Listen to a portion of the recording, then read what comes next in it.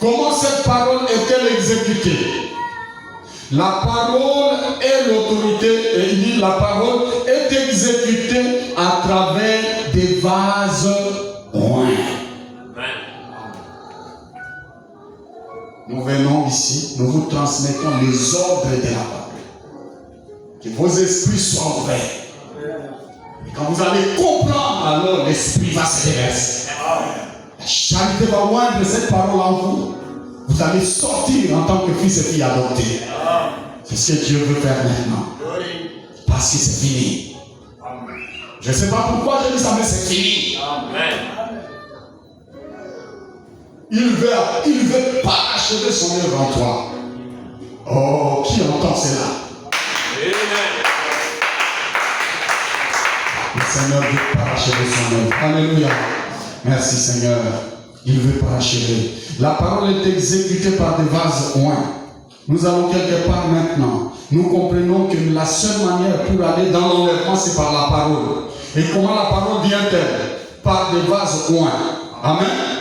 J'essaie de prendre des choses simples afin que vous ne les manquiez pas. La parole de Dieu agit et contrôle chaque domaine de la vie humaine dans notre conduite. Vous voyez ça? C'est la parole de Dieu. L'autorité suprême qui doit tout contrôler dans notre vie. Et quand nous nous livrons, alors la parole dit, celui-ci est mon fils. Bien-aimé. Alléluia. Alléluia. Oh, merci Seigneur. La charité elle cherche à nous amener au sommet pour une cérémonie d'adoption. Nous allons y arriver. Nous sommes là pour ça. Gloire à Dieu. Amen. Il dit, alors le Seigneur lui-même a envoyé sa parole sur la terre pour commencer à entrer dans nos vies, dans nos cœurs, dans notre conduite même, nous-mêmes et nos familles. Amen. Il faut que la parole entre partout. Amen. Il faut que la parole domine tout. Amen.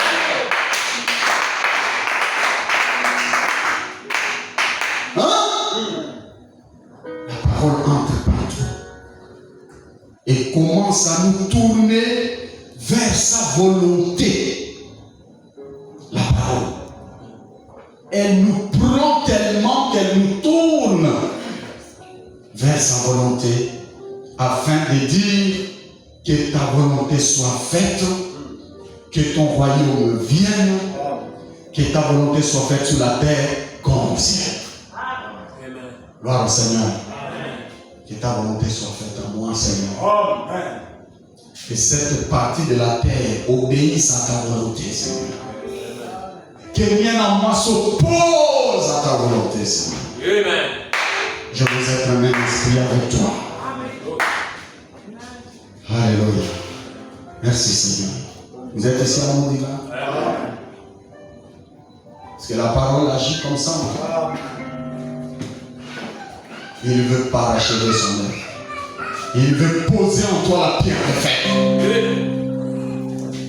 Qui crie gloire, gloire. Grâce, grâce pour elle. Grâce, grâce pour elle. Grâce, grâce pour elle. C'est ce qu'il veut faire. N'arrêtez pas. N'arrêtez pas. L'œuvre doit continuer en toi. Comprenez cela, croyez cela.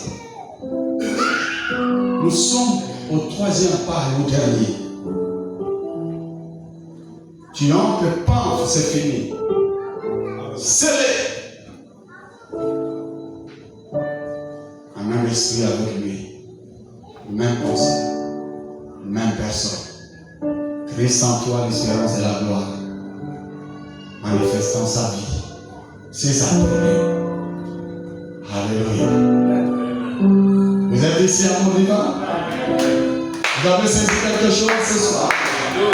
Le troisième pas, c'est celui qui nous ramène.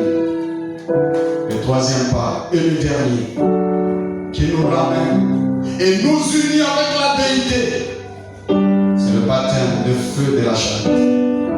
Pour moindre la parole et faire de nous un même esprit avec lui-même. C'est ce pas que nous devons atteindre. Le pas des géants. Gloire au Seigneur.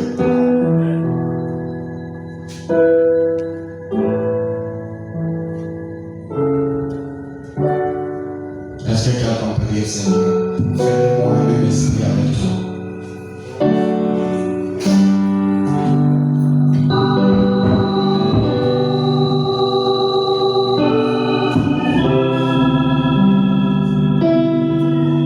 Est-ce que tu peux savoir où tu es avec le Seigneur maintenant? Est-ce que tu peux savoir à quelle étape l'œuvre du Seigneur est arrivée dans ta vie? C'est cela, mes frères. Savoir à quel niveau cette œuvre a atteint, où il est arrivé dans ta vie. Être conscient que l'œuvre du Seigneur a déjà commencé dans ma vie.